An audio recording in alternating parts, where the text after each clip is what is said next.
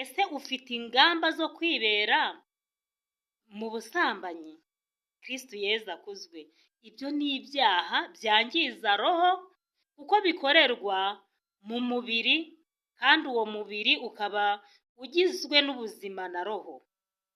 Ibyo ni ibyaha bikomeye cyane, no mu Banyagalati 5 ahanini ikintu bakunda kwibandaho cyane ni ibyo ngibyo bibi cyane.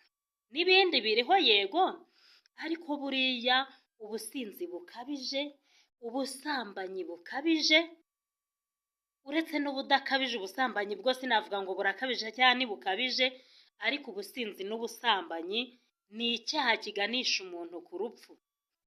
Urugero, niba wasambanye ugaterwa inda, cyangwa se niba wasambanyije umukobwa akakubwira yuko wamuteye inda, urukundo rurangirira aho ngaho.